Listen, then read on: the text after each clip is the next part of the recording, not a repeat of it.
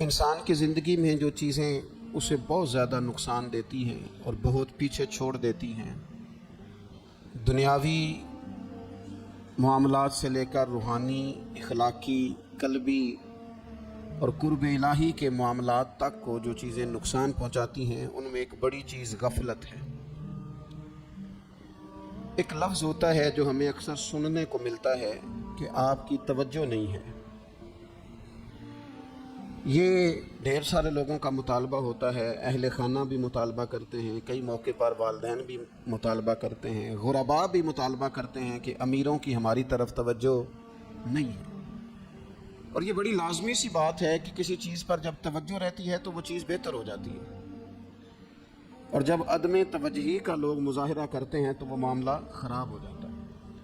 یہ جو عدم توجہ ہے اسی کو غفلت کہتے ہیں، اور جب انسان کے مزاج پر غفلت طاری ہوتی ہے اور غفلت اس پر پوری طرح غلبہ کر لیتی ہے تو پھر اس کی زرخیز زمین کو وہ بنجر کرتی ہے۔ غفلت انسانی دل کے لیے بڑی نقصان دہ چیز ہے اور انتہائی تکلیف اور ضرر کا باعث ہے۔ دلوں پر جو قحط نازل ہوتا ہے، قحط، ویران ہو جاتے ہیں دل، اور جو دلوں پر خشکی نازل ہوتی ہے کہ طبیعتیں خشک ہو جاتی ہیں، یہ غفلت کی وجہ سے ہوتی ہے۔ جو لوگ غافل ہو جاتے ہیں نا، اپنے معاملات کا دھیان نہیں رکھتے، دیکھیں نا، آپ کو کھانا کھاتے بھی غافل نہیں ہونا چاہیے۔ اگر کھانا بھی غیر معتدل کھا لیا جائے تو وہ انسان کی طبیعت کے لیے باعث ضرر بن جاتا ہے، نقصان کا باعث بنتا ہے۔ بات کرتے ہوئے بھی غافل نہیں ہونا چاہیے، کئی دفعہ جملے ایسے نکل جاتے ہیں جو انسان کے لیے پھر شرمندگی کا باعث بنتے ہیں۔ انسان کو غافل ہو کر کوئی کام نہیں کرنا چاہیے، غافل ہو کر، مدہوش اور بے ہوش ہو کر نہیں۔ غفلت دل کو ویران کرتی ہے، طبیعت میں خشکی لاتی ہے۔ غافل کبھی نہ بنے۔ قرآن مجید فرقان حمید نے ارشاد فرمایا کہ اقترب للناس حسابہم، فرمایا لوگوں کے حساب کا وقت قریب آ گیا، وَهُمْ فِي غَفْلَةٍ مُعْرِضُونَ، اور وہ ابھی بھی غفلت میں منہ پھیرے ہوئے ہیں۔ ٹائم آ گیا حساب دینے کا، لیکن وہ بھی غافل ہیں۔ ہمارے جو زیادہ تر نقصان زندگی میں ہوئے ہیں وہ صرف ہماری غفلت کی وجہ سے ہوئے۔ ہم نے چیزوں پر توجہ نہیں دی، چیزیں گڑبڑ ہو گئیں۔ جس آدمی نے پھول لگائے ہوں، پھل لگائے ہوں، کھیتی لگائی ہو، وہ دانہ ڈال کے پانی دے کے فارغ نہیں ہو سکتا، اسے توجہ کرنی پڑتی ہے۔ اور کسی نے کہا تھا مالی جیندے ہون تو پھر بوٹے سوکھدے نہیں۔ اگر موجود ہونا ان کو سینچنے والا، رکھوالی کرنے والا، تو پھر ان کی جڑیں کبھی خشک نہیں ہوا کرتی۔ ہماری جو غفلتیں یہ بڑی ضرر کا باعث ہیں، نقصان کا باعث، اور مجبوری معاف ہوتی ہے، غفلت معاف نہیں ہوتی۔ اسکول میں پڑھتے تھے، مدرسے میں پڑھتے تھے، تو ایک مجبوری ہو گئی جی، خدا نخواستہ گھر میں کوئی پریشانی ہو گئی تو اساتذہ اس پر سزا نہیں دیتے۔ کوئی خوشی کا موقع ہے گھر میں، فیملی میں کسی کی شادی ہے، اساتذہ اس پر سزا نہیں دیتے۔ لیکن اگر کبھی پتہ چلتا تھا نا کہ یہ گھر سے تو آیا تھا لیکن مدرسے نہیں آیا، یہ اسکول نہیں آیا، رستے میں غافل ہو گیا، تو یہ بات خوفناک تھی۔ یہ قابل سزا جرم تھا کہ تو غافل ہو گیا اپنی پڑھائی سے، تو گھر سے آیا اور یہاں نہیں آیا۔ غفلت قابل سزا ہوتی ہے، مجبوری کی معافی ہوتی ہے۔ ہمارا آج کا جو مسئلہ ہے وہ غفلت کا ہے۔ ڈھیر سارے لوگ ہیں، سمجھدار بھی ہیں، سیانے بھی ہیں، معاملہ فہم بھی ہیں، باشعور بھی ہیں، تعلیم کی ڈگریاں بھی رکھتے ہیں، لیکن اگر ان کی زندگیوں کی تکلیفوں کو دیکھا جائے اور بے آباد روح کو دیکھا جائے اور سجدوں سے ان کی دوری کو دیکھا جائے تو ایک ہی بات سمجھ میں آتی ہے کہ پتہ سارا ہے لیکن لے ڈوبی ہے غفلت، توجہ نہیں کی۔ لائق بچہ بھی نالائق ترین زندگی گزارتا ہے، اس لیے کہ اس کے لائق ہونے کے ساتھ ساتھ اس کا توجہ کرنا بھی تو ضروری ہے نا۔ نرے لائق کا کیا فائدہ اگر وہ محنتی نہیں، اگر وہ توجہ ہی نہیں کرتا، اپنا سبق دھیان سے سنتا پڑھتا ہی نہیں، تو جتنا مرضی لائق ہو پیچھے رہ جائے گا۔ اور کئی نالائق ہوتے ہیں، رٹا لگا کے پاس ہوتے ہیں، پر چلو رٹا تو لگاتے ہیں نا، محنت تو کرتے ہیں نا، جدوجہد تو کرتے ہیں۔ کئی نالائق جدوجہد کے باعث آگے گزر جاتے ہیں اور کوئی اسی چکر میں رہ جاتے ہیں، میں بڑا لائق ہوں، کل پڑھ لوں گا، پرسوں پڑھ لوں گا، ہفتہ تیاری کر کے پاس ہو جاؤں گا۔ اپنی زندگی سے غفلت کا پردہ اٹھائیں. اور غفلت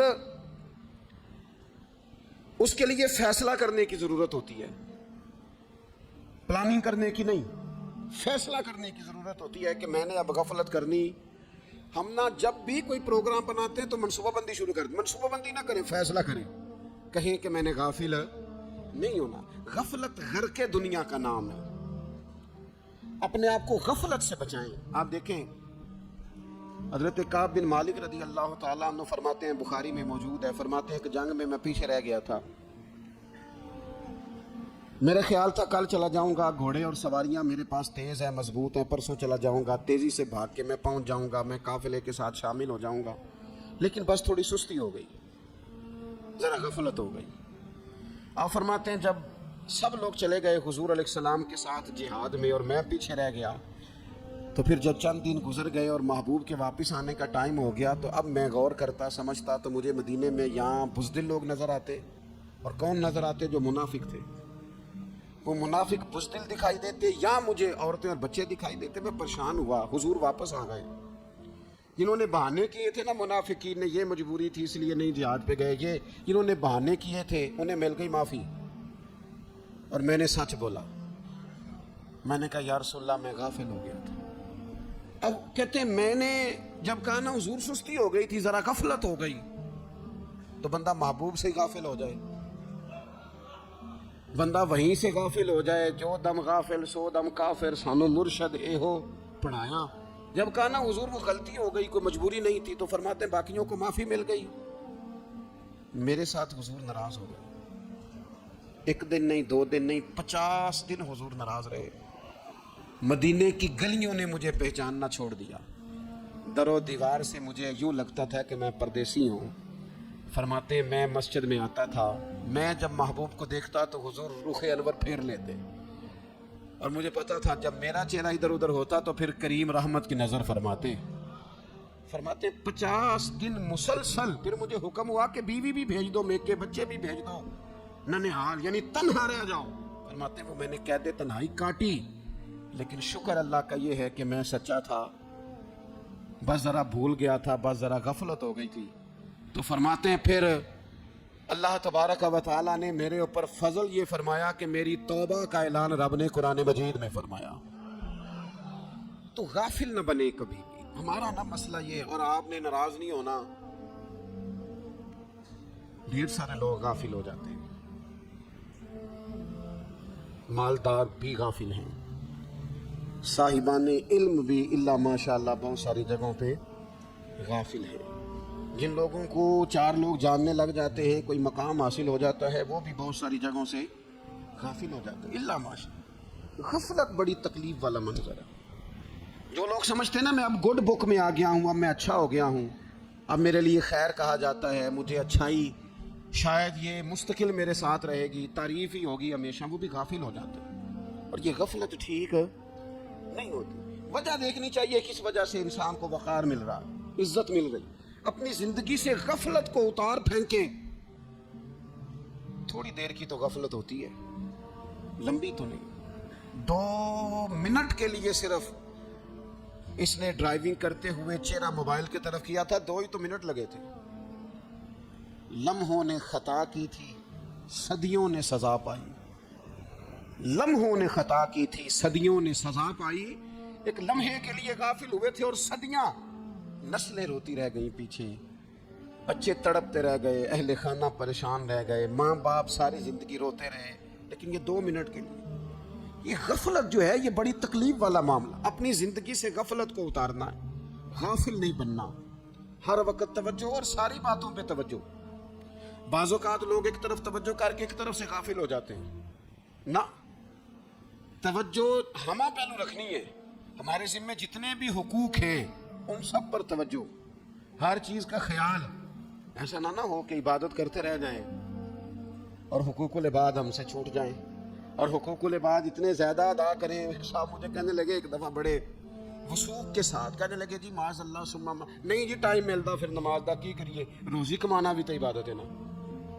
تو میں نے کہا آپ نے عبادت کرنا ایک حصہ قبول کیا ہے, آپ نے کل عبادت نہیں قبول کی. عبادت کل ہے, ہمہ پہلو. ایک حصہ آپ قبول کر کے نکل گئے اور باقی آپ نے چھوڑ دی. तो किसी एक तरफ से भी गाफिल नहीं होना। जितनी जिम्मेदारियां हैं, जितनी ड्यूटियां हैं, उन सब का ख्याल।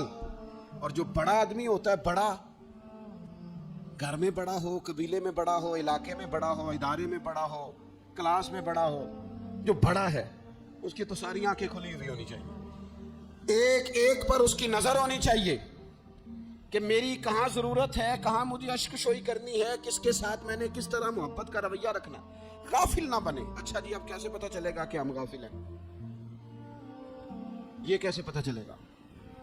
आप किसी बंदे से भी पूछ लें हालात क्या है, तो कहते हैं अल्लाह का शुक्र है कभी किसी का दिल नहीं दुखाया, अल्लाह का शुक्र है जी ज़माना हो गया 5 नमाजें पढ़ता हूँ, अल्लाह का शुक्र है जी। कैसे पता चलेगा गाफिल है? पहली अलामत हमारे उलमा और सूफिया ने गाफिल बंदे की लिखी है। इस आईने में मैंने और आपने अपना आप देखना है। गाफिल बंदे की पहली अलामत ये होती है कि वो दुनियावी कामों में चुस्त होता है और अल्लाह और उसके रसूल की फर्मा बरदारी में सुस्त होता है। यानी नमाज के वक्त तो उसे नींद सताती है, परेशानी होती है, लेकिन अगर किसी जगह माल मिल रहा हो, पैसे मिल रहे हो, वहां जाना हो, तो फिर उसे कोई चीज भी तंग नहीं कर। दुनियावी कामों में चुस्त होगा। यानी टीवी के आगे, मोबाइल के आगे वो घंटों बैठा हुआ है, और अगर उसे 25 मिनट कुरान पाक सुनना पड़ जाए, अगर उसे 20 मिनट दीनी महफिल में बैठना पड़ जाए, अगर उसे कहा जाए कि तू 20 रकत नमाज नफल अदा कर, दुनियावी कामों में चुस्त है, दीनी कामों में, ये गफलत की पहली अलामत। फिर जाती मामलात में पैसा खर्च करना हो तो ढेर सारा है, किसी गरीब की मदद करनी हो तो। वो हमारे एक दोस्त हैं, वो अक्सर कहा करते हैं, वो कहते हैं आजकल किसी से कहना फलाई काम में, दीनी काम में, किसी की मदद में कुछ 4 पैसे खर्च करने हैं, तो लोग कहते हैं हाथ तंग है। हाँ, कुछ सस्ता प्लाट मिलता हो ना, और अगर ये समझ आ जाए कि वो मजबूर है बेचारा बेचने वाला, तो फिर कहते हैं मैं 2-3 दोस्तों को फाड़ ले सन। जाती कामों में जब बंदा चुस्त हो और दीनी कामों में सुस्त हो, तो मतलब ये है कि बंदा गाफिल है। पहली अलामत गफलत की। और गफलत की दूसरी निशानी ये है कि इंसान गुनाह के कामों को मामूली समझने लग जाता है। ये गाफिल बंदे की निशानी है। गुनाह को मामूली समझता है, छोटा समझता है। आजकल लोग कहते नहीं मैं को अकेला कर रहा हूं, सारी दुनिया ही करती है। वो जनाब क्या हो गया, अगर ये गलती हो गई तो बंदे से हो ही जाता है। गुनाह को मामूली समझना, छोटा समझना, और कहना फिर क्या हो गया है, इंसान से गलती हो जाती है। आप देख ले कि सैकड़ों बीसियों गुनाहों का बोझ हमारे सरों पे होता है, लेकिन कोई हमारा दबदबा है, कोई हमारी गुफ्तगू है, कोई हमारे जुमलों में खुद पसंदी है, कोई रियाकारी है, कोई तसन्नो। ये गाफिल बंदे की अलामत है। नबी अकरम सल्लल्लाहु तआला अलैहि वसल्लम ने फरमाया, मोमिन अपने गुनाहों को पहाड़ की तरह समझता है। ये बुखारी में हदीस है। मोमिन पहाड़ की तरह जानता है और वो डरता है कि कहीं वो पहाड़ उसके ऊपर गिर ना जाए, यानी कहीं मुझे मेरे गुनाह की सजा ना मिल जाए। छोटे गुनाह को भी पहाड़ जानते, यार मुझसे गलती हो गई, मुझे ठीक कर लेनी चाहिए, मुझे माफी ले लेनी चाहिए, मुझे तौबा कर लेनी चाहिए। मोमिन अपने ऊपर गुनाह को पहाड़ की जानिब समझता है। और हुजूर अलैहिस्सलाम फरमाते हैं कि ये जो फासिक और फाजिर होता है ना, अल्लाह का नाफरमान, ये गुनाह को मक्खी की तरह समझता है। ये समझता है मैंने इशारा करना है, मक्खी ने उड़ जाना है।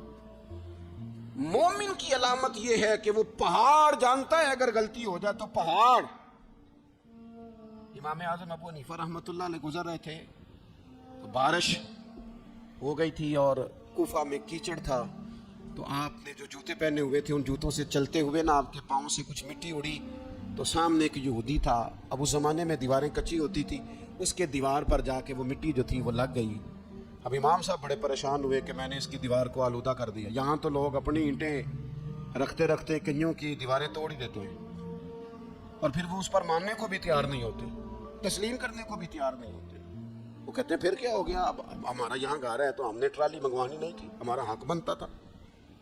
इमाम साहब के पैरों से जरा कीचड़ उड़ा, यहूदी की दीवार पे लगा, उसकी कच्ची दीवार थी। इमाम साहब परेशान हो गए, सोचने लगे कि अगर मैं दीवार से ये कीचड़ उतारता नहीं तो ये भी ज्यादती है, मैंने उसकी दीवार को गदला कर दिया, और अगर मैं उतारता हूं तो कुछ मिट्टी उसकी दीवार की भी उतर जाएगी, कच्ची दीवार है, ये भी ज्यादती है। मोमिन गुनाह को पहाड़ की तरह समझती है कि कहीं गिर ना जाए, इसकी भी कहीं सजा ना मिल जाए। इमाम साहब ने उसके दरवाजे पे दस्तक दी, वो बाहर आया तो इत्तेफाक से वो आपका मकरूज भी था, उसने पैसे देने थे।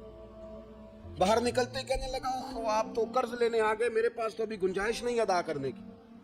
تو امام صاحب کہنے لگے تو قرض چھوڑ, وہ میں نے معاف کیا, میرے سے غلطی ہو گئی ہے.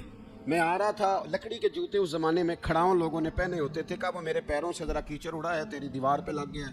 اب میں بڑی دیر سے کھڑا سوچ رہا ہوں کہ اگر میں تیری دیوار صاف نہ کروں تو میں نے یہ میلی کر دی, گدلی کر دی, یہ بھی بات درست نہیں ہے, زیادتی. اور اگر میں اسے صاف کرتا ہوں کچی دیوار سے کچھ مٹی اتر جائے گی تو یہ بھی زیادتی ہے. اب تو بتا میں کیا کروں. تو بے موسمہ پھل تھا نا یہ, تو بے موسمہ پھل دیکھ کے بندہ حیران ہو جاتا ہے. جو باتیں روٹین میں نہ ہو رہی ہوں وہ ذرا انوکھی لگتی ہے, بندہ حیران ہو گیا. غور سے امام صاحب کا چہرہ دیکھنے لگا, غور سے چہرہ دیکھنے لگا. اور پھر تھوڑی دیر سوچنے کے بعد کہنے لگا حضور پہلے میں نے دین اسلام کے بارے میں پڑھا اور سنا تھا, آج میں نے دین دیکھا ہے. پہلے میں نے سنا تھا کہ دین اسلام اس طرح کا ہے, آج میں نے دین. ہم نہ پوری دنیا کے کافروں کو دین سنانا چاہتے ہیں, دکھانا نہیں چاہتے. ہم نیک نظر آنا چاہتے ہیں, نیک بننا نہیں چاہتے. ہم نیک نظر آنا چاہتے ہیں. نتیجہ کیا نکلتا ہے کہ کچھ عرصے کے بعد پتہ چل جاتا ہے بندہ کس لیول کا نیک ہے, کیا معیار ہے اس کی نیکیوں کا. کہنے لگا حضور پہلے میں نے دین سنا تھا, آج دیکھا ہے. آپ وہ مٹی کے دیوار پر جو کیچڑ لگ گیا ہے, دیوار کو بعد میں صاف کیجئے گا, پہلے کلمہ پڑھائیں تاکہ میرے اندر کا کفر صاف ہو جائے, مجھے مسلمان کر دیں. تو غافل آدمی جو ہوتا ہے نا, وہ پھر تیسری بات, جب بندہ بہت زیادہ غافل ہو جاتا ہے پھر اعلانیہ گناہ کرنے لگتا ہے. ایک گناہ پھر اس کا اظہار گناہ. ایک بندہ حدیث پاک میں آتا ہے, ایک بندہ رات کو کوئی غلطی کرتا ہے, اللہ تعالیٰ اس پہ پردہ ڈال دیتا ہے, لیکن وہ سویرے خود لوگوں کو بتاتا پھرتا ہے میں نے یہ کیا, میں نے یہ کیا. جب آپ اظہار گناہ کرتے ہیں نا تو سامنے والا بھی دلیر ہوتا ہے, کہتے ہیں اس نے کیا میں کر لوں گا تو پھر کیا ہوا. ہمارے علماء نے لکھا ہے کسی کی نماز قضا ہو جائے تو کسی کو بتائے نہ, قضا پڑھ ڈالے, اس کا جگہ جگہ ذکر نہ کرے. جب آپ کہیں گے نا میری قضا ہو گئی تو آپ کے ساتھ رہنے والا بچہ دوست سمجھے گا یار اس کی قضا ہو گئی ہے تو میری بھی ہو جائے گی تو کیا ہو. گناہ کرنا بھی گناہ ہے اور گناہ کا اظہار بھی گناہ ہے. نبی اکرم صلی اللہ تعالیٰ علیہ وآلہ وسلم نے ارشاد فرمایا میری ساری امت کو معافی مل جائے گی سوائے ان لوگوں کے جو اعلانیہ گناہ کرتے ہیں. یہ بخاری مسلم دونوں میں حدیث موجود ہے. جو اعلانیہ گناہ, جنہوں نے خود ساری دنیا کو گواہ بنا لیا, میں نے یہ بھی جرم کیا, یہ بھی کیا, یہ بھی کیا, یہ بھی کیا, خود انہوں نے لوگوں کے. بہت بڑے غافل آدمی کی علامت ہے کہ گناہ کرے اور پھر اوپر سے اعلانیہ گناہ کرے, اتنا بڑا جرم کرے. پھر چوتھی علامت اگر ہم دیکھنا چاہیں کہ ہم غافل تو نہیں, تو غافل بندے کی چوتھی علامت یہ ہوتی ہے کہ وہ فضول کاموں میں وقت بڑا ضائع کرتا ہے. فضولیات میں ادھر بیٹھے ہیں ادھر بیٹھے ہیں, یہاں گپ شپ ہو رہی ہے, وہاں موبائل دیکھا جا رہا ہے, پھر کچھ ٹائم ملا ہے تو پھر کہیں دور دراز کسی ہوٹل پہ کھانا کھانے چلے گئے, پھر کچھ ٹائم ملا تو چلو نکلتے ہیں ذرا کوئی ہفتہ سیر کر آتے ہیں, یہاں گپ شپ ہے, فلاں کو ڈسکس کر لیتے ہیں, فلاں کے بارے میں بات کر لیتے ہیں, سیاسی تبصرے کر لیتے ہیں, یہ تھوڑی گفتگو ہو جاتی, چلے محلے داروں پہ تبصرہ شروع کرتے ہیں, کون روٹی زیادہ کھا رہا ہے اور کس کے پاس پیسے زیادہ آ گئے, چلو جا کے پتہ کرتے ہیں. حالانکہ یہ پتہ نہیں کرنا چاہیے تھا, پتہ تو اس کا کرنا چاہیے تھا جو بیچارہ کل سے بھوکا ہے. خبر تو اس کی رکھنی چاہیے تھی جس بیچارے کے گھر میں بچوں کے لیے پہننے کو کپڑے موجود نہیں ہیں. اس پر تبصرہ یہ کرتے ہیں کہ یہ محنت کیوں نہیں کرتے, اور اگر کسی پر اللہ عطا کر دے پھر حساب ضرور لگاتے ہیں کہ ذرا معلومات کرو یہ اتنی جلدی آگے کیسے نکل گئے. غافل بندے کی علامت ہے وقت کا ضائع کرنا اور فضول کاموں میں ضائع کرنا اور بلا وجہ ضائع, اور ایسے سوالات کرنا جن کی ضرورت ہی کوئی نہیں, بالکل ضرورت ہی نہیں, کوئی مطلب ہی نہیں, لیکن ہم لوگ وقت ضائع. یہ غفلت کی علامت, غفلت. اللہ والوں کی علامت کیا تھی کہ ایک بات انہوں نے زندگی میں لے لی, سیکھ لی, پھر ساری زندگی اسی پہ گزار دی. ان کا ارادہ تھا نا کشکول سیدھا کیا. کچھ لوگ ساری زندگی لیکچر قبول لے لے کے سن کے پھر بھی سمجھنے کو تیار ہے. یہ غافل دل کی علامت ہے. اس لیے نبی پاک صلی اللہ تعالیٰ علیہ وسلم نے فرمایا دو نعمتیں ایسی ہیں جن میں اکثر لوگ غفلت میں, ایک صحت اور دوسری فراغت. لوگ بلا وجہ وقت ضائع کرتے ہیں. اللہ نے صحت دی ہے, کسی خیر کے کام میں لگائیں. اگر آپ کے پاس فارغ وقت ہے تو قرآن پاک کو یاد کریں, ترجمہ اور تفسیر سے پڑھیں، محبوب پاک علیہ السلام کی احادیث کو یاد کریں، اللہ والوں کی باتیں سنیں، وقت ملے تو عبادات میں لگائیں، نوافل میں لگائیں، تلاوت میں لگائیں، ذکر اذکار میں لگائیں، اور پھر اللہ مزید توفیق عطا کرے تو کسی کے بھلے میں وقت لگائیں، گلی سے کوئی کانٹا اٹھائیں، کوئی روڑا اٹھائیں، کوئی کسی کی مدد کریں، لیکن یہ غافل ہونے کی علامت ہے کہ اپنے وقت کو ضائع کرنا۔ اور پھر اسی طرح غفلت کی 5ویں علامت یہ ہے کہ اگر بندے کو دنیا سے پورا پیار ہو جائے، یعنی شب قدر میں بھی آ کے کہتا ہے یا اللہ کبھی پیسے دے دینا، شب برات والے دن بھی کہتا ہے کہ مالک اگر کبھی کوئی ایسا سبب لگ جائے نا، یعنی بیت اللہ شریف کے سامنے کھڑے ہو کے بھی اگر اس نے مال ہی مانگنا ہے، وہاں بھی اس نے یہی سوال کرنا ہے، حب دنیا اتنی غالب آ جائے تو یہ غافل ہونے کی علامت۔ دنیا ضرورت ہے، مقصد نہیں ہے، دنیا کی حاجت ہے، مقصد نہیں ہے، یہ مقصود نہیں۔ اور جب لوگ فقط دنیا کے مال کو، دولت کو، نبی پاک علیہ السلام نے فرمایا وہ لعنتی ہے جو درہم اور دینار کا بندہ بن گیا ہے، پیسوں کا بندہ بن گیا ہے، مل جائے تو خوش ہوتا ہے، نہ ملے تو تکلیف میں آ جاتا ہے، یہ غافل بندے کی علامت۔ مومن تو وہ ہوتا ہے کہ دولت رزق حلال ضرور کماتا ہے تاکہ کسی کے آگے ہاتھ نہ پھیلانا پڑے، کوشش ضرور کرتا ہے، پر دنیا کو جیب میں جگہ دیتا ہے، دل میں نہیں دیتا۔ اس کی جگہ جہاں ہے اسے وہاں رکھتا ہے، اسے دل میں جگہ، دل تو ایک ہے، اس میں رب رسول کو بسائیں گے یا کسی اور کو بسائیں گے؟ تو حب دنیا یہ غافل ہونے کی بہت بڑی علامت ہے۔ پھر اسی طرح جو بندہ رب کریم کو جانتا نہیں نا، وہ بھی غافل ہو جاتا ہے۔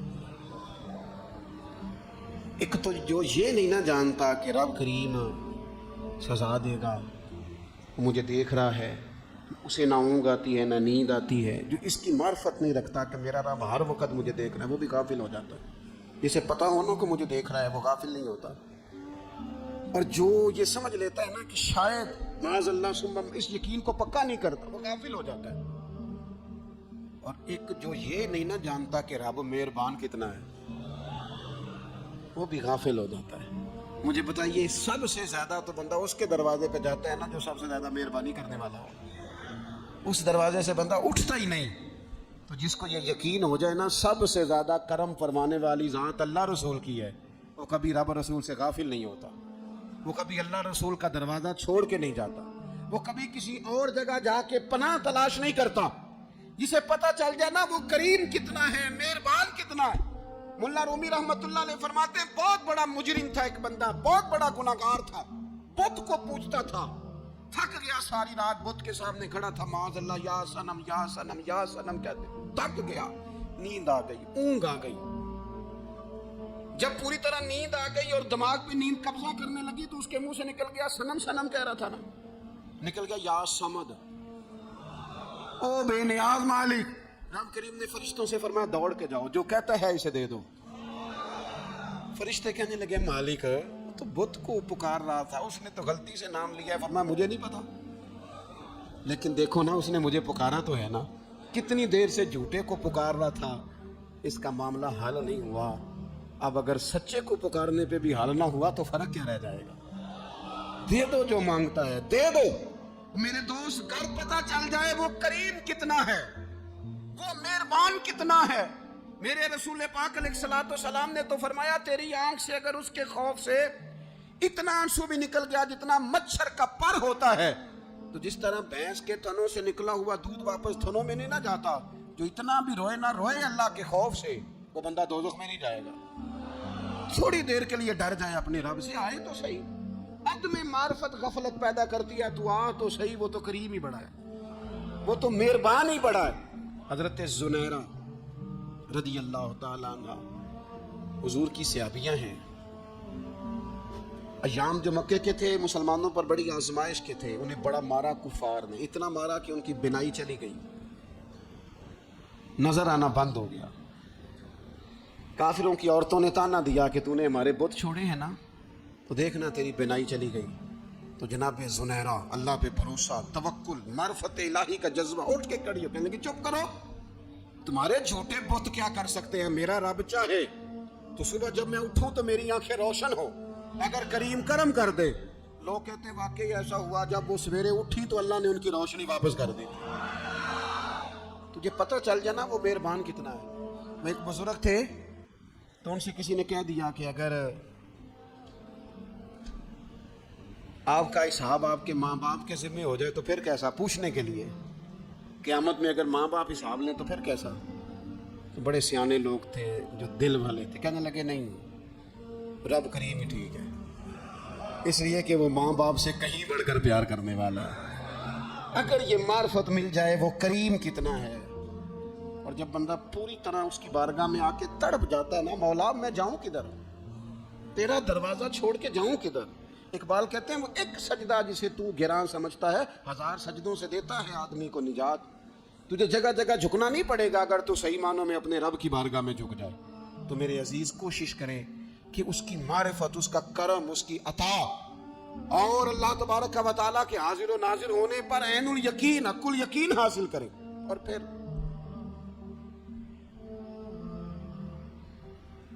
آٹھویں بات یہ ہے کہ غافل لوگوں کی صحبت بھی بندے کو غافل کر دیتی ہے. غافلوں کی صحبت میں نہ بیٹھیں، ان کی صحبت میں بیٹھیں جن کے پاس بیٹھنے سے دل میں رب رسول کی محبت پیدا ہوتی ہے. غافلوں سے بچیں. چنگیاں دے لڑ لگی ساں تے چولی چ پھل پئے، تے جدوں میں پیڑیاں دے سنگ رل گئی تے میرے اگلے بھی ڈل گئے. برے آدمی کی صحبت بندے کو غافل کر دیتی. غافلوں کی صحبت میں کبھی نہ بیٹھے، کبھی نہیں. غافل آدمی آپ کو غافل کر دے گا. میرے نبی پاک علیہ الصلوۃ والسلام نے فرمایا انسان اپنے دوست کے مذہب پر ہوتا ہے. یہ بہت بڑے لفظ ہیں. فرمایا المرء علی دین خلیلہ، انسان اپنے دوست کے مذہب پر ہوتا ہے. تو دیکھ تو نے دوست کس کو بنایا ہے.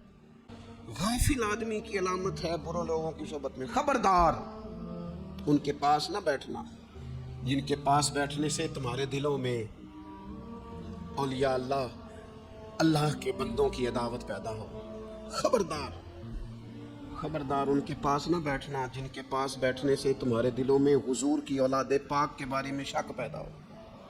خبردار اس شخص کے پاس نہ بیٹھنا جو امام حسین ابن علی کے بارے میں کوئی کمزور بات کرتا ہو، بچنا. خبردار اس سے بچنا جو حضور کے صحابہ کے بارے میں بات کرے، بچنا اس سے. جو سیدنا ابو بکر صدیق کے بارے میں کوئی، دیکھو کیا مقدر ہے صدیق و فاروق کے، جن کے گھر ہی رحمتوں کے خزینے میں. بھلا کیا کہا نبی پاک، حضور نے فرمایا میرے اوپر جس نے نیکی کی تھی بدلہ دے دیا ہے. یہ جو میرے ابو بکر صدیق ہے نا، ان کو میں اللہ کی بارگاہ میں لے جاؤں گا، کہوں گا مالک تو ہی بدلہ عطا فرما. ایک ہاتھ میں جناب صدیق کا ہاتھ پکڑا، ایک میں حضرت عمر کا ہاتھ پکڑا، اور حضور مسجد نبوی سے باہر آ رہے ہیں. دیکھنے والے کی زبان سے بے ساختہ سبحان اللہ نکل گیا. کیا شان ہے، کیا مقدر ہے. تو حضور علیہ السلام رک گئے اور روک کے فرمایا تو حیران ہو رہا ہے نا، تو حیران ہو رہا ہے نا کہ میں نے ایک ہاتھ میں ابو بکر کو پکڑا ہے، ایک میں عمر کو پکڑا ہے. فرمایا قیامت میں جب میری قبر کھلے گی تو میں اسی طرح قبر سے نکلوں گا، اس طرح میدان محشر میں میں آؤں گا. خبردار حضور نے وفاداروں کے وفادار رہنا، ان کے وفادار رہنا، ان کے وفادار رہنا. بڑا عجیب دور آیا ہے. ہم نے یہ دور دیکھا ہے کہ لوگ حضور کے صحابہ کے بارے میں بھی بات کریں گے. اب نبی پاک کی اولاد پاک کے بارے کو بھی ڈسکس کیا جائے گا. اپنا منہ تو دیکھ، اپنی حیثیت دیکھ، اور پھر وہ بندے دیکھ جن کو اللہ نے چن کے اپنے محبوب کی غلامی کے لیے حضور کے قریب بٹھایا. تو بچنا ایسے لوگوں سے، پرہیز کرنا. خبردار عقیدہ ستھرا رکھنا، عقیدہ ستھرا رکھنا، صاف رہنا، پاکیزہ رہنا. غافلوں کی صحبت سے بچنا. بڑا ڈرتے ہیں اللہ سے، دعائیں مانگتے ہیں یا اللہ نسلوں میں بھی وہی بندے پیدا فرما جو عقیدے پکے رکھنے والے ہیں. وہ بندے پیدا فرما ہماری نسلوں میں. ایک وہ بندہ بھی غافل ہو جاتا ہے جو امیدیں لمبی لگا لیتا ہے، جن کے منصوبوں میں دولت بھی ہوتی ہے، گھر بھی ہوتا ہے، اولاد کا بڑا ہونا بھی ہوتا ہے، پوتے پوتیاں نواسے نواسیاں دیکھنا بھی ہوتا ہے، یہاں بھی گھر وہاں بھی گھر، یہ شہر، یہ سارا کچھ ہوتا ہے. لیکن رب کی بارگاہ میں پیش ہونا جن کے پیش نظر نہیں ہوتا. لمبی امیدیں. حضرت مولا علی شیر خدا فرمایا کرتے تھے میں تم پر دو باتوں کا خوف کھاتا ہوں، جو ڈر آتا ہے، ایک یہ کہ تم خواہش کی پیروی کرو گے، جو نفس کی خواہش ہوگی اس کے پیچھے لگ جاؤ گے، اور ایک تم لمبی لمبی امیدیں باندھو گے، اتنے سال جینا ہے، اتنے 100 سال جینا، یہ کرنا ہے، وہ کرنا ہے۔ منصوبہ بندی کریں مستقبل کے لیے، وہ بری نہیں، لیکن تیاری رکھیں، تیاری رکھیں، اس بات کا بھی خیال رکھیں کہ اللہ کی بارگاہ میں حاضر ہونا۔ یہ غفلت کی چیزیں ہیں جو بندے کو غافل کر دیتی ہیں۔ جو لوگ اللہ کا ذکر نہیں کرتے وہ بھی غافل ہو جاتے ہیں، اور جو فضول باتیں زیادہ کرتے ہیں نا، ہنستے زیادہ ہیں۔ فَلْيَضْحَكُوا قَلِيلًا وَلْيَبْكُوا كَثِيرًا، قرآن کہتا ہے زیادہ رویا کرو، کم ہنسا کرو۔ نبی پاک علیہ الصلوۃ والسلام سے پوچھا تھا حضرت عقبہ بن عامر نے کہ یا رسول اللہ نجات کس چیز میں ہے؟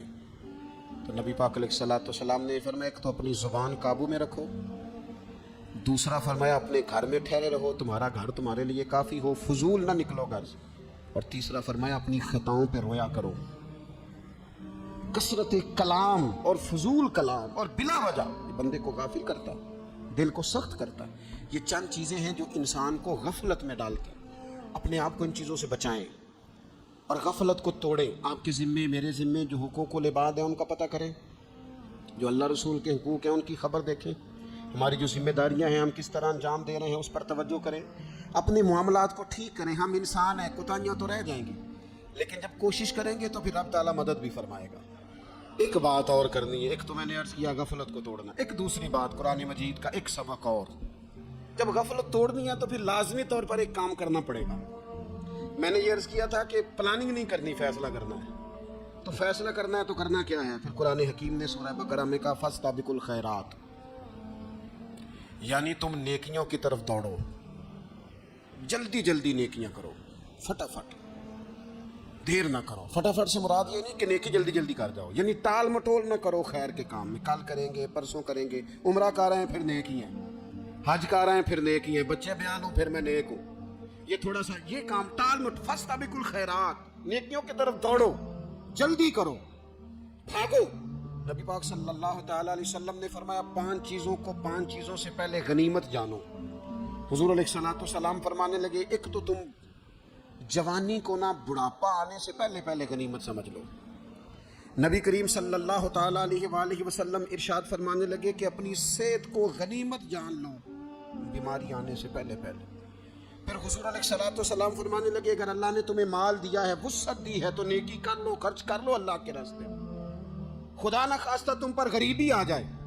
اور پھر حضور سید عالم صلی اللہ تعالیٰ علیہ وسلم فرمانے لگے اگر تمہیں اللہ نے کچھ فراغت دی ہے، بہت زیادہ مصروف نہیں ہو، تو غنیمت جان لو، جلدی سے نیکی کر لو قبل اس کے کہ تم مشغول ہو جاؤ۔ اور 5ویں بات حضور نے بیان کی، فرمایا زندگی کو غنیمت جانو، موت آنے سے پہلے پہلے جلدی سے نیکی کر لو۔ نیکی کے لیے ساری زندگی منصوبہ بندی نہ کرتے رہو، نیکی کے لیے دیکھو نا، ہماری زندگی میں یہاں دنیا میں رہ کے چند منٹوں میں وہ نیکی کی جا سکتی ہے جو قیامت کے بعد صدیوں کا ہمارا فائدہ کرے، صدیوں کا فائدہ کرے۔ کرتے نہیں، پلاننگ کر رہے ہیں، منصوبہ بندی کر رہے ہیں، بس تیاری کر رہے ہیں، بس حضرت آپ دعا کر دیں، اللہ تعالیٰ دعائیں بھی قبول فرمانے والا ہے، لیکن جو نیکی نصیب ہوتی ہے اسے جلدی سے کر گزرے، اسے فٹافٹ کریں۔ میں ایک گاؤں میں گیا، اب تو خیر وہ دور نہیں رہا، یہ 10-15 سال 20 سال پہلے نا جو نوجوانوں کی مصروفیات ہوتی تھی ان میں سے ایک مصروفیت یہ ہوتی تھی کہ گندم لے کے چکی پہ جانا ہے، آٹا پسوا کے لانا ہے۔ ایک بڑی، چونکہ سبھی گھروں کے اندر سال کے لیے گندم سٹاک کر لی جاتی تھی، تو گندم لے کے جانا یہ ایک ڈیوٹی ہوتی تھی۔ ایک نوجوان ایک گاؤں میں، اس کی مجھے تعریف سننے کو ملی، ایک بوڑھی اماں کہنے لگی یہ تو بڑا نصیباں والا ہے، سارے اندر آٹا پیا لے ہوں گا، اور آتے جاتے پوچھ لیتا ہے کہ اماں، کوئی کہنے لگی میرے بچے باہر ہوتے ہیں، یہ مجھے دوائی بھی لا دیتا ہے شوگر کی، میں مریضہ ہوں۔ یعنی خیر جتنی ہو سکے، جتنی۔ میرے ایک سنگی ہیں، تو سڑک پہ کوئی بندہ کھڑا ہوتا ہے نا، اللہ تعالیٰ انہیں سلامت رکھے، بندہ کھڑا ہوتا ہے تو کہتے ہیں میں اس سے پوچھ لیتا ہوں بابا جی کدھر جانا ہے، فلانی جگہ جانا ہے، تو کہتے ہیں میں موٹر سائیکل پہ بٹھا لیتا ہوں۔ بندہ دیکھ کے مجھے سمجھ آ جاتی ہے ضرورت مند ہے، کوئی چور نہیں، کوئی ڈاکو نہیں، ضرورت مند ہے، میں اسے منزل تک نیکی جتنی میسر آئے، جس حد تک میسر آئے۔ کیا کہا ہمارے نبی پاک علیہ السلام، حضور نے ہم سے فرمایا کچھ نہ ہو سکے تو بات ہی مسکرا کے کر لینا، اس پر ہی اللہ صدقے کا ثواب عطا کرے۔ فاستبقوا الخیرات، جلدی سے نیکی کر لو۔ اپنے نامہ اعمال میں روز نیکیاں جمع کرو، کوئی نہ کوئی خیر کا کام روز کرو اور جلدی سے کرو۔ صحیح مسلم میں حدیث ہے، نبی پاک صلی اللہ تعالی علیہ وسلم فرمانے لگے جلدی جلدی نیکی کے کام کر لو ان فتنوں سے پہلے جو اندھیری رات کے حصوں کی طرح فتنے ہوں گے۔ فرمایا اس وقت حال یہ ہوگا کہ آدمی صبح مومن ہوگا، شام کو کافر ہو جائے گا، شام کو مومن ہوگا تو صبح کافر ہو جائے گا۔ اور فرمایا لوگ دنیا کے بدلے اپنا دین تک بیچ ڈالیں گے۔ معاذ اللہ جھوٹی قسمیں نہیں کھائی جاتی، جھوٹا قرآن مجید نہیں لوگ اٹھا لیتے، لوگ دنیا کے لیے دین بیچ ڈالیں گے۔ اس سے پہلے جب فتنے اتنے زیادہ ہو جائیں، اس سے پہلے نیکی کر لو، کوئی خیر کا کام کر لو، جلدی سے کچھ ایسا کر لو۔ حضرت عقبہ بن حارث رضی اللہ تعالیٰ عنہ فرماتے ہیں یہ دیکھیں ہمارے نبی پاک علیہ السلام کی سیرت کیا ہے، حضور کا اسوہ کیا ہے، نبی پاک علیہ السلام ہماری تربیت کس طرح کرتے ہیں۔ حضرت عقبہ بن حارث رضی اللہ تعالیٰ عنہ کہتے ہیں ہم نے نبی پاک علیہ السلام کے ساتھ نہ عصر کی نماز پڑھی، یہ صحیح بخاری میں موجود ہے۔ فرماتے حضور سلام پھیرتے ہی فوراً اٹھ کے گھر تشریف لے گئے۔ یہ ہمارے لیے نا انوکھی بات تھی، غیر متوقع تھی، پہلے کبھی ایسا ہوا نہیں۔ سلام پھیرا نماز کا، حضور جلدی سے تشریف لے گئے۔ اب ہم حیران تھے اور حیرت انگیز طور پر حیران تھے کہ کریم اتنی جلدی تشریف لے گئے۔ تھوڑی دیر ہوئی حضور واپس آ گئے تو محبوب پاک علیہ السلام فرمانے لگے گھر میں نا ایک چھوٹی سی ڈلی، ایک چھوٹا سا ٹکڑا سونے کا پڑا تھا، مال آیا تھا سارا صدقہ کر دیا، وہ تھوڑا سا پڑا تھا، اچانک مجھے یاد آیا وہ تو پڑا رہ گیا۔ تو حضور فرمانے لگے میں نے کہا کہیں ایسا نہ ہو جائے کہ ساری رات گزر جائے اور میرے گھر میں پڑا ہی رہ جائے، میں جلدی سے جا کے اسے خیرات کر دوں۔ میں نے خیرات کیا پھر میں واپس آ گیا ہوں۔ جلدی سے نیکی، جلدی سے نیکی کر لی جائے۔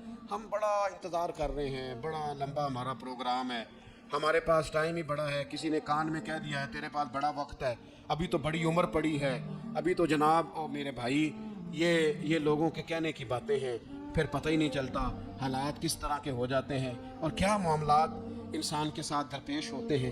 جتنی خیر میسر آئے، جتنا بھلا میسر آئے، جتنی انسان کو توفیق ملے۔ میں نے بزرگوں کو دیکھا، اپنے اصحاب کو، پہلے وہ خدام سے کہتے ہیں کہ میں سونے لگا ہوں اور پابند کرتے لوگوں کو کہ فلاں وقت، بزرگوں کو میں نے دیکھا اپنے، وہ پابند کرتے لوگوں کو کہ فلاں وقت میں موجود ہوں گا، آنا، خود پابند فرماتے۔ اور پھر جب بیدار ہوتے نا تو سب سے پہلے خدام کو بلا کے پوچھتے کوئی مہمان تو نہیں آیا؟ تو جناب آپ نے خود ہی تو پابند فرمایا فلاں دن آنا۔ کہنے لگے چل یار اگر کوئی آیا تو مجھے ملا لو، میری ملاقات کرا لو۔ کیوں؟ اس لیے کہ دور سے آیا ہے، مجھ سے ملنے آیا ہے، کوئی خیر کی بات سیکھنے آیا، چلو میرے نامہ اعمال میں کوئی نیکی جائے گی، کچھ نہ کچھ خیر جمع کر لی جائے، کچھ نہ کچھ ڈیوٹی کر لی جائے، کچھ کام کریں اور جلدی سے کریں۔ حضرت جابر ابن عبداللہ انصاری رضی اللہ تعالیٰ عنہ بیان کرتے ہیں، یہ بھی بخاری میں موجود ہے، کہتے ہیں ایک صحابی نا نبی پاک علیہ السلام کی بارگاہ میں حاضر ہوئے غزوہ احد کے موقع پر، اور حال ان کا یہ تھا کہ وہ کھجور کھا رہے تھے اور کھجور انہوں نے منہ میں رکھی ہوئی تھی۔ حضور کی بارگاہ میں حاضر ہوئے اور عرض کرنے لگے یا رسول اللہ صلی اللہ تعالیٰ علیہ وسلم اگر میں شہید کر دیا جاؤں تو کہاں جاؤں گا؟ حضور فرمانے لگے جنت میں۔ تو کہتے ہیں انہوں نے جو کھجور منہ کے اندر تھی نا وہ انہوں نے نگلی نہیں، اندر نہیں لے گئے، اس کو باہر نکالا اور دوڑ کے آگے بڑھے اور جنگ کرنی شروع کر دی اور لڑتے لڑتے شہید ہو گئے۔ کیا سبق دیا انہوں نے؟ سبق یہ دیا کہ نیکی کرنے میں اتنی دیر بھی نہیں کرنی جتنی کھجور کھانے میں دیر لگتی ہے۔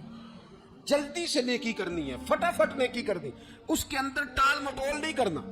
اسی وقت انہوں نے کھجور باہر نکال دی، دوڑ کے انہوں نے حضرت انس بن نضر رضی اللہ تعالیٰ عنہ، حضرت انس بن مالک رضی اللہ تعالیٰ عنہ کے چچا ہیں، میدان احد میں نا، احد پہاڑ کے قریب کھڑے تھے، لوگوں سے کہہ رہے تھے جلدی جلدی ادھر آؤ، وہ جنت جو انسان کو انتقال کے بعد نصیب ہوگی اور قیامت کے بعد نصیب ہوگی، فرماتے تھے مجھے تو ابھی احد پہاڑ کے اندر سے جنت کی خوشبو آ بھی رہی ہے، لہذا جلدی سے آؤ، ادھر دوڑو، جہاد کرو، آؤ کفار سے لڑے۔ تو نیکی میں دیر نہیں کرنی، جو نیکی میسر آتی ہے، جس کو میسر، ماں باپ میسر ہیں تو خدمت کر لیں، اہل خانہ ہیں تو حسن سلوک کر لیں، اللہ نے اولاد دی ہے تو اچھی تربیت کر لیں، دوست ہیں تو خیر خائی کر لیں، اگر آپ کو اللہ رمضان عطا کرتا ہے تو زیادہ سے زیادہ اس کی عبادت کر لیں، اگر نظر ٹھیک ہے تو تلاوت زیادہ سے زیادہ کر لیں، زبان چلتی ہے تو رج رج کے مدینے والے محبوب پہ درود و سلام پڑھ لیں۔ اللہ تعالیٰ کا ذکر کر لیں, جلدی سے خیر جمع کریں, اپنے وقت کو ضائع نہ کریں. یہ آج کا سبق ہے. ایک تو ہم نے فیصلہ کرنا ہے کہ بس غفلت نہیں, اب غفلت اب انشاءاللہ اللہ اللہ کرنی ہے, اب کوئی خیر کا کام کرنا ہے. میرے حضرت کا ایک جملہ کبھی نہیں بھولنا, فرمایا کرتے تھے زمین کے اوپر کام, نیچے جا کے آرام. یہ چھوڑ دیں اتنے گھنٹے سونا ہے تو یہ کرنا ہے تو میری نیند میں دخل کوئی نہ ڈالے, پھر سوتے ہی رہ جائیں گے, سوتے ہی رہ جائیں گے. زمین کے اوپر کام اور نیچے جا کے جاگنا ہے, جاگ لے افلاک کے سائے تلے, پھر حشر تک سوتا رہے گا خاک کے سائے تلے. اب جاگ لے افلاک کے سائے کے نیچے, جاگ, کھول آنکھیں. ہر وقت کا سونا, ہر وقت سونا, ہر وقت جو اپنے آرام کی فکر کرنا, اس سے نکل آئیں. اور اچھا کھانا اور اچھا پہننا اور بس اپنی مرضی کی زندگی من چاہی جینا, اس سے باہر آئیں. فیصلہ کریں, فیصلہ کہ اب غفلت نہیں کرنی. اگر اللہ نے کوئی صلاحیت دی ہے تو اسے دین کے کام پہ لگانا ہے, کوئی ڈیوٹی کرنی ہے, کوئی خدمت کرنی ہے. دیکھو خدمتیں ہو رہی ہیں, صدیق اکبر مال دے رہے ہیں, عثمان غنی مال دے رہے ہیں, مولا علی نے تلوار پکڑی ہے, میدان میں جا رہے ہیں, فاروق اعظم گلی گلی نگر نگر رسول اللہ کے دین کی پہرے داری کر رہے ہیں, حضرت جناب سیدنا سلمان فارسی ابو ذر غفاری حضور کی مسجد میں جھاڑو دے رہے ہیں, اور بلال حبشی وہ نبی پاک کی مسجد میں اذان پڑھتے پڑھتے رب نے اتنا عروج فرمایا کہ کعبے کی چھت پہ کھڑے ہو کے بھی اذان پڑھنی شروع, انہوں نے اذان دے. تو کوئی کام کرنا ہے, غفلت کو توڑنا ہے اور نیکی کرنی ہے, ذرا جلدی جلدی خیر کا کام کرنا ہے. نہیں ایسے نہیں, فٹافٹ. کیسے جی؟ فٹافٹ. تو فٹافٹ کام کریں خیر کا, جلدی جلدی. تو یہ خیر کا کام فٹافٹ, جلدی جلدی اور بڑی جلدی اور دوڑ دھوپ کی. اور جب آپ کرتے جائیں گے نا تو پھر اللہ تعالیٰ مواقع بناتا جائے گا. آپ سے میری اپیل ہے, بالخصوص میرے ساتھ جو وابستہ سنگیاں, جو پیار کرنے والے ہیں, 2 باتیں آج آپ نے لے کے جانی ہیں گھر. یہی لنگر ہے, یہی آپ کے لیے دعا ہے, یہی ہمارے بزرگوں کا فیض ہے, یہی نصیحت ہے کہ آپ نے 2 باتیں لے کے جانی ہے.